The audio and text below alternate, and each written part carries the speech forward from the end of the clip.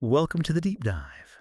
This is the show that's, well, engineered specifically for you. Our mission is pretty straightforward. We take your sources, can be articles, research, maybe even just your notes, and we really pull out the most important bits of knowledge, the key insights. Yeah, we're here to give you like a genuine shortcut to being properly well-informed, hopefully with a few surprising facts, maybe a bit of humor, just to keep you hooked. So today we're doing a deep dive into the very latest global news. We've got this curated list, the top 10 global news items as of July 2025, just from the last 12 hours or so. It's really a snapshot of, well, a very busy world right now. And our goal isn't just to read headlines. No, we want to actually unpack them, connect some of those crucial dots, and, highlight exactly why this stuff matters to your understanding of what's going on. Okay, so let's kick things off. There's this fascinating economic development. A really big surge in rare earth magnet exports from China to the U.S. Now, on the surface, that sounds pretty positive for supply chains, right? Oh, absolutely. And the scale is quite something. We're not just talking a small increase. Chinese shipments of these magnets to the U.S., they just soared 660% in June compared to May. That's up to 353 metric tons. Wow, 660%. Yeah.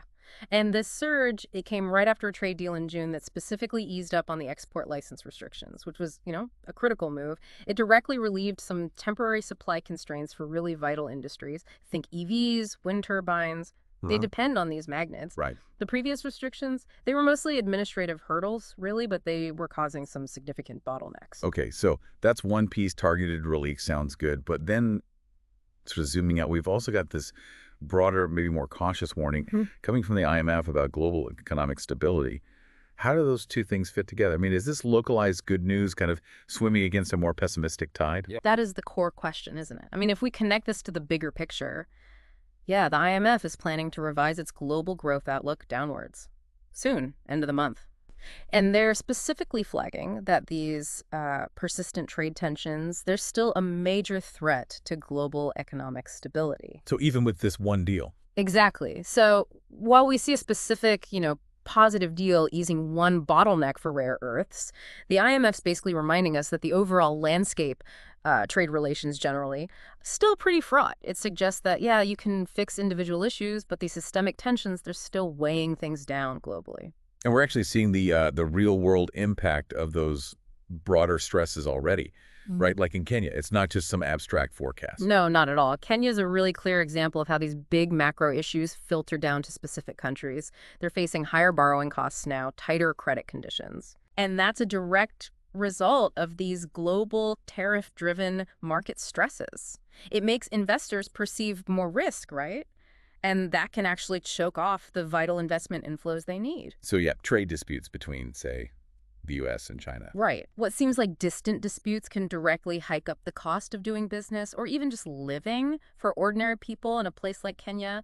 It's just a stark reminder of how interconnected everything is economically. Okay.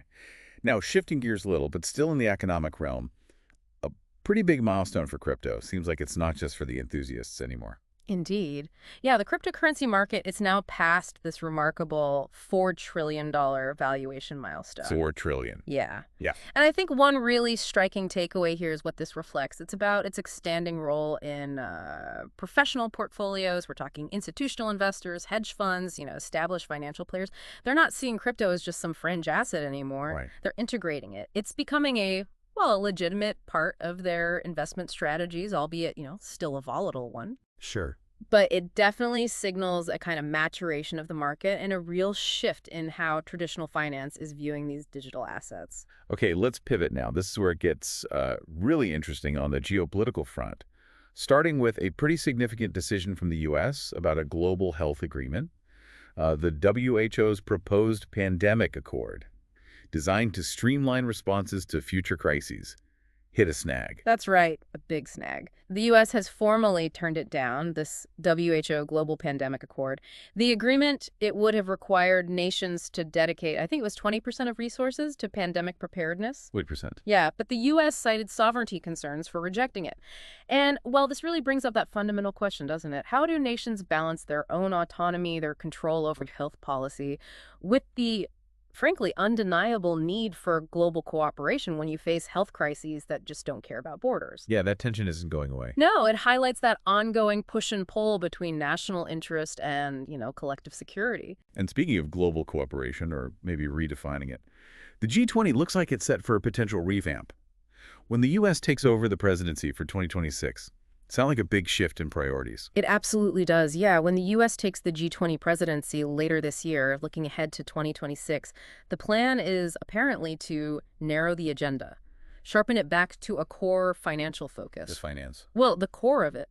It means potentially dropping some existing working groups, the ones on health, energy, climate change. Yeah. Now, some might see that as a step back, for tackling global problems together, but the rationale seems to be about making the G20 more efficient, more impactful maybe, by concentrating on what it was originally set up for. Which is economic and financial coordination. Exactly, rather than spreading itself thin across a whole wide array of global issues where getting consensus is, let's face it, much harder. Okay. Moving to another area of international tension, the conflict in Ukraine. It keeps evolving, and particularly the drone warfare aspect. The numbers you mentioned are quite something. They certainly are. Russia's military claimed, in just a 12-hour period, mind you, to have destroyed 142 Ukrainian drones. 142. And 27 of those were intercepted near Moscow. It just underscores how intense and how increasingly sophisticated this drone warfare has become. It's such a clear indicator of how technology isn't just shaping modern combat, but also posing these huge defensive challenges, especially for cities, for critical infrastructure. Yeah, the battlefield isn't just on the front lines anymore. Exactly. It highlights that shift from traditional lines to potentially anywhere. Right. Okay, finally for this section, let's look at Japan. Crucial upper house polls happening today, seen as a big test for Prime Minister Ishiba. Yeah, these elections, they're widely being framed as a direct referendum on Ishiba's leadership and maybe more crucially, his whole fiscal strategy. The current polling suggests his ruling coalition might actually lose its majority. Which could cause ripples. Definitely. It's raising considerable concern among international investors because, a weakened majority could easily lead to political instability, maybe policy paralysis, and it just raises questions about the continuity of Japan's economic direction. The outcome is definitely going to influence market sentiment about the world's third largest economy. Okay.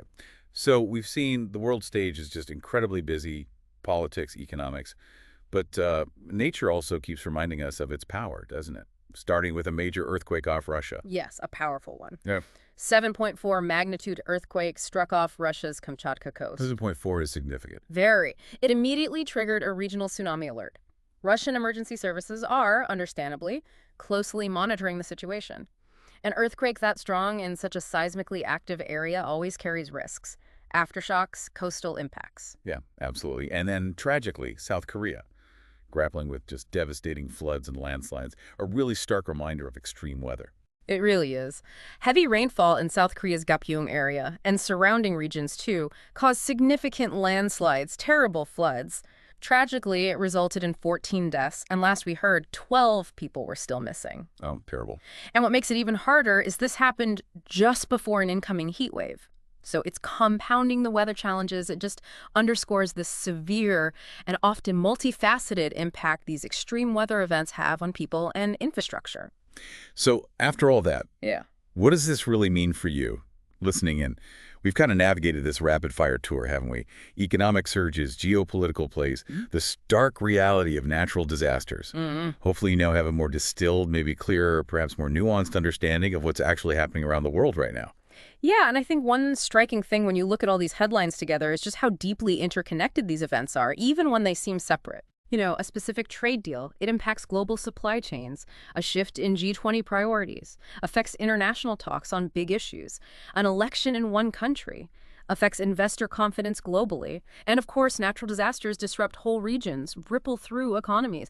Each piece, often in unexpected ways, contributes to this larger, constantly shifting global story. Right. So considering this incredibly wide range of things we've just touched on, shifting alliances, economic worries, the undeniable power of nature, maybe something for you to think about is this. What's the one aspect of this global interconnectedness that feels most critical for you to understand right now? As nations try to navigate, both their own interests and these really complex shared challenges, just something to ponder as you go about your day.